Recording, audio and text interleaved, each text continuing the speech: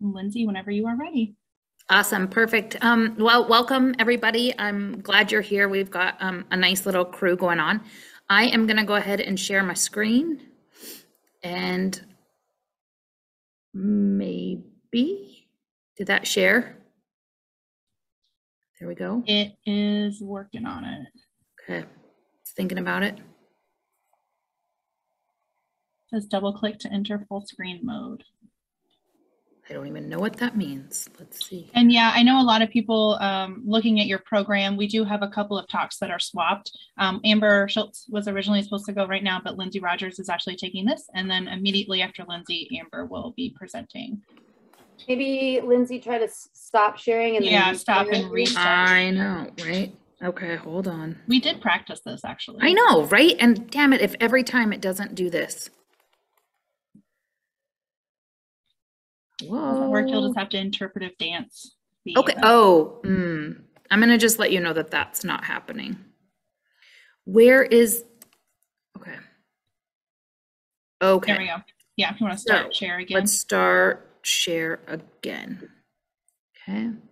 I think I'm going to have to, but this is like the notes. Yeah, and then just hit that button right there and that should take you to presenter.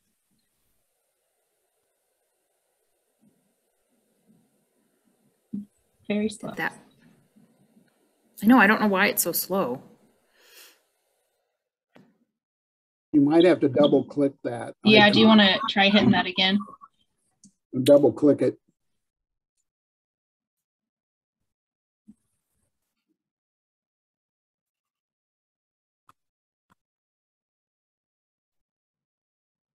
There we go.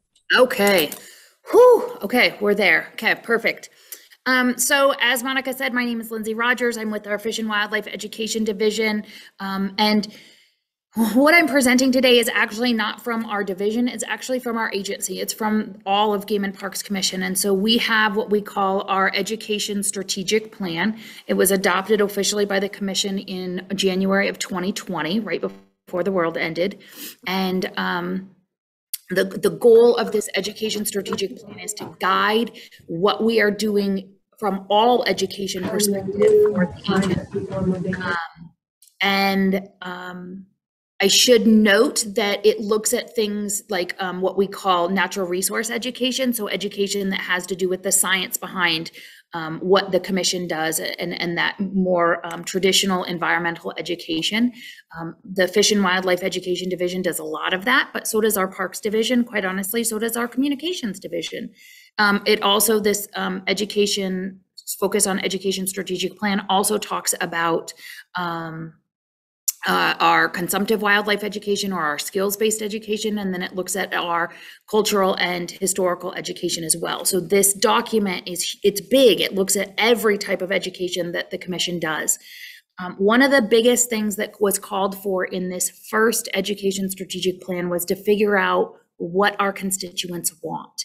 And so we really stepped forward and said, okay, we need to do a community survey to figure out how, what is it, who are our constituents, what do they want, and really specifically looking at some of those underserved populations. And so those populations that we are not currently meeting with our current education programming.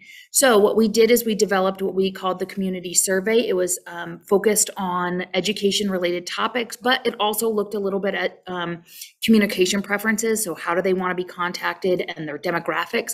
So we could start looking at different things, rural versus urban, age demographics. We could start looking at racial demographics and sexual identity.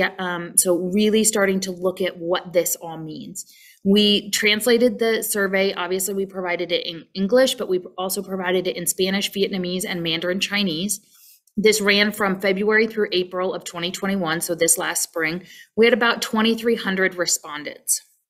So as we look a little bit farther on that, you'll see the vast majority of them were white. We had a relatively low Black response rate. Latino or Latinx was a little bit higher. So it really just depends on, what you're looking for as far as that.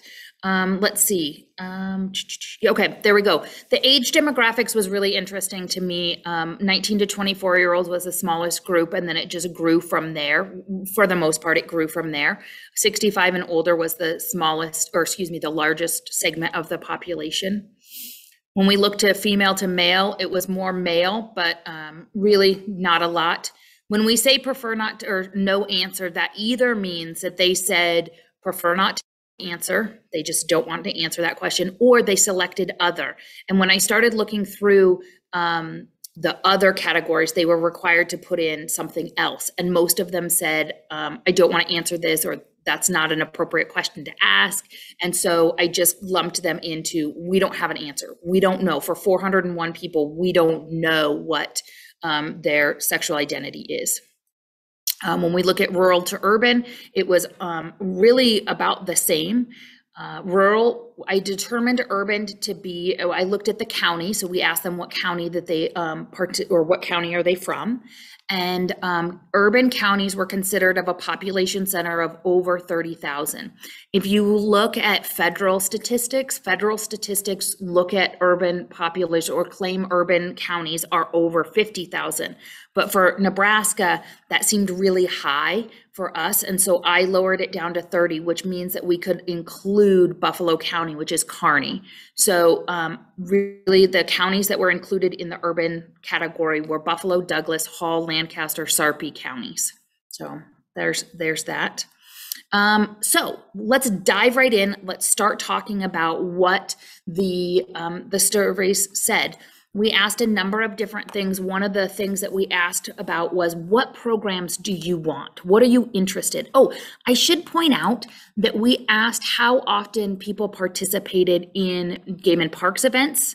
And then we also asked how often they participated in specific things, like how often do you go archery shooting, or how often do you participate in shooting sports or hunting? How often do you go hiking, biking, random canoe kayaking? How often do you participate in environmental education?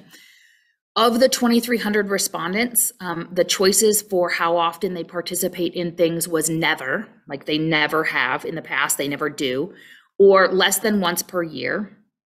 And then it was 1 to 4 times per year, 5 to 7, and then 7 to 10, or 8 to 10, and then over 10 times per year.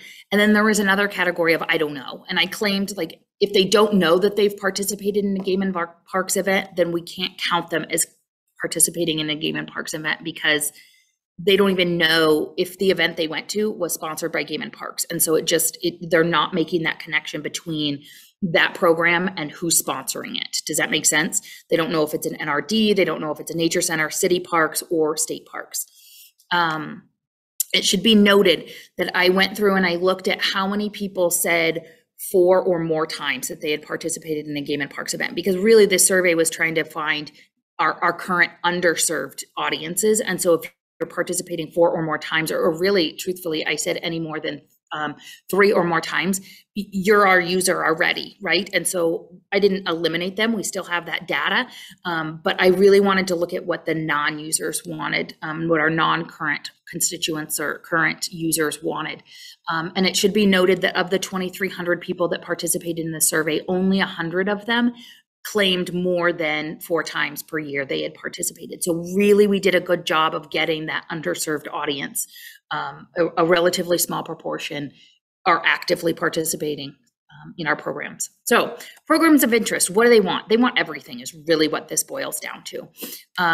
You can see slight differences. In this case, it's based off of race. So you can see slight differences. For example, individuals of the Black community are less into, individuals in the Asian or Asian American community are less interested in water and soil and weather and geology than, for example, Black individuals or individuals in the Black community. So you can start to see some things that are they're different, but as a whole, what I take from this is people are interested in a lot of different topics, which means that as an environmental education community, whether it's game and parks or not, we need to really be looking at how we can provide lots of different opportunities to lots of different communities. Monica, I will say that I can't see the chat because I have too much going on one screen right now. But if there are questions, interrupt me and I will answer those. Will do. Looking at the same thing as far as program interest based on age. This really isn't surprising to me, right? Younger people are more interested in things like archery and camping and hunting and shooting sports. Older individuals are less interested in that. And I think that has a lot to do with mobility or strength or their desire to get out in nature in that way. That said, we can see some things like, for example, Nebraska history is more, as the population ages, they're more interested in Nebraska history. So there's slight variations, but again, people are interested in a lot of different things.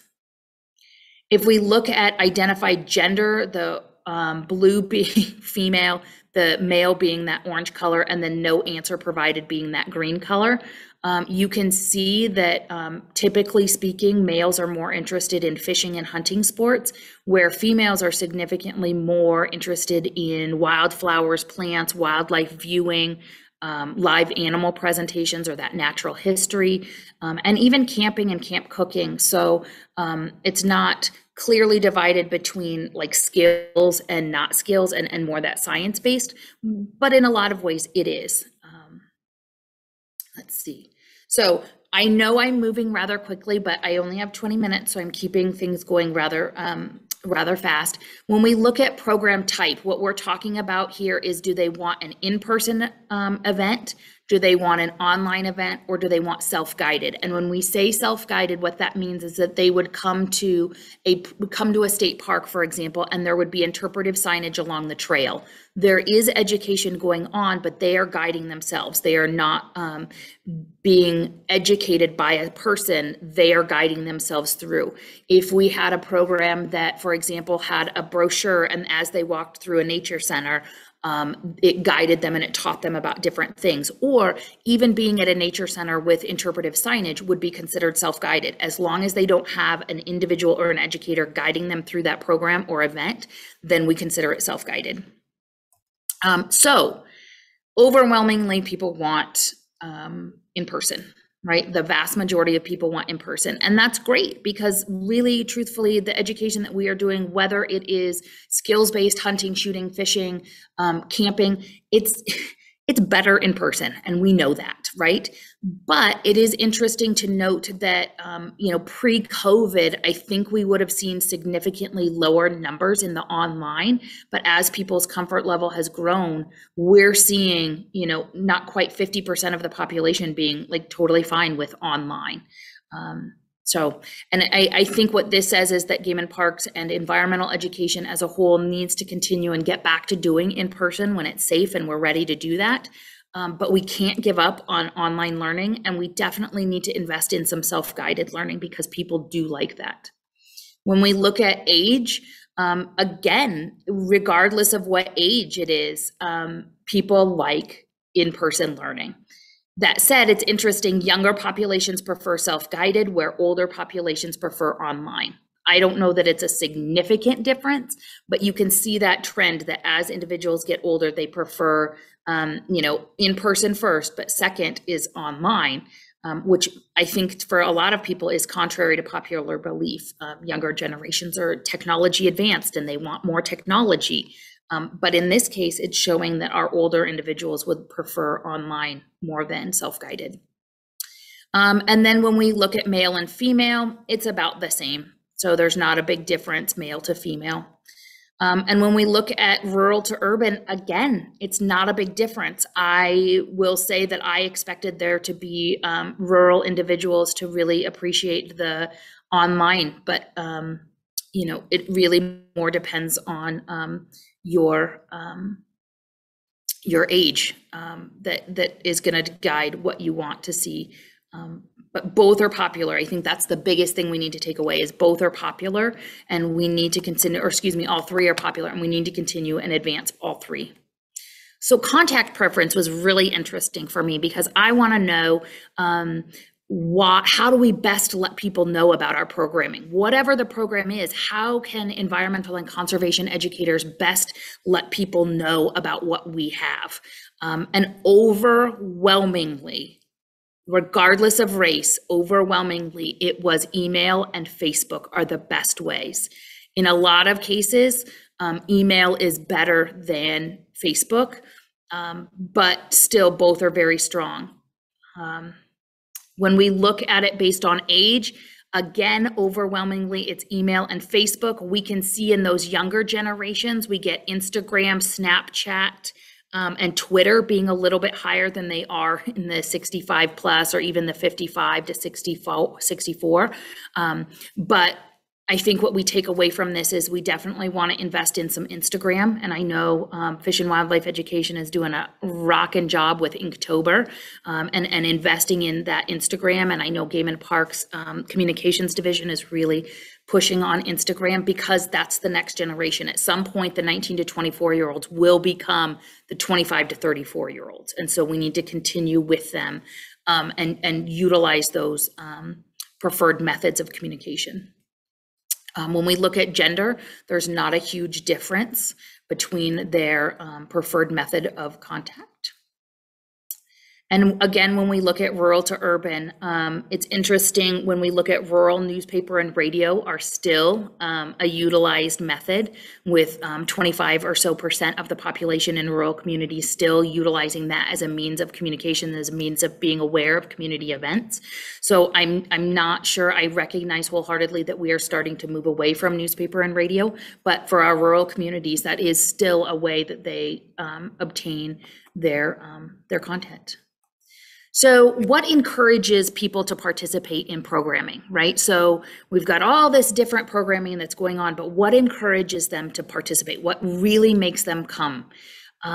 Interestingly enough, for younger individuals, the ability to participate with friends or family, especially, or excuse me, not younger individuals, but if we look at, this is racial identified race, we can see that for the Black community and the Latino community and the Asian and Asian American community, participating with family or friends is really important. And I know that the crew at Game and Parks doing conservation education, hunter education, shooting sports education have really invested, especially for younger audiences, being able to do things together as a family. So that's something important to note that as we plan more programming for different communities and different racial ethnicities, we need to be cognizant of the fact that participating with family and friends is really important. Interestingly enough, for every racial identified group, it fitting into my schedule is really important, and that's not surprising. When we look at it, I broke the graphs down. So this is the same content, but based off of race. And again, you will see, just like I said, the ability to participate with family and friends is really important with the Black and Latino community, as is the program fitting into my schedule is important for everybody. I should note that the program or event being free is also interesting. The priced right is important, but more important is it free? And so that's something to note. That I don't think that means that all of our programming needs to be free, but I do think it means that we need to be cognizant of the fact that for a significant portion of our population, regardless of their race, that is a consideration to take into consideration. Based off of age, younger people prefer to participate with their family and friends. That is less important as they get older. However, when they get older, when individuals get older, it's more important that the event is closer to home. So yeah, we can see that.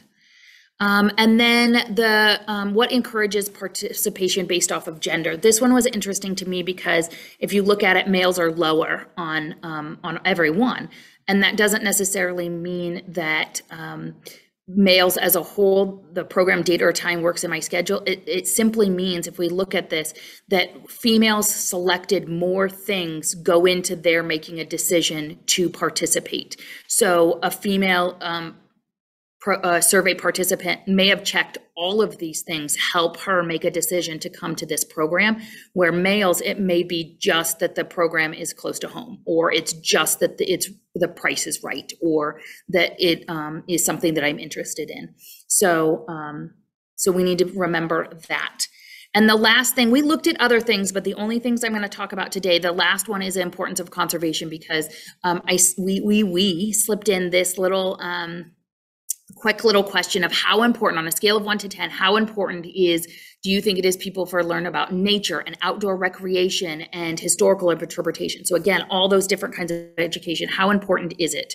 And when we look at it, there's really not a significant difference based off of race. Everybody is thinking that it's really important. In fact, from all the survey participants, we got a rating of 8.8 or 8.9. So that's pretty impressive that the people that are taking this survey are saying that it's really important. When we look at based on age, again, it's really important. And when we look at based on gender and rural to urban, everybody is saying that nature education, outdoor recreation education, and historical and cultural education or interpretation is important. Perfect. What questions do you have?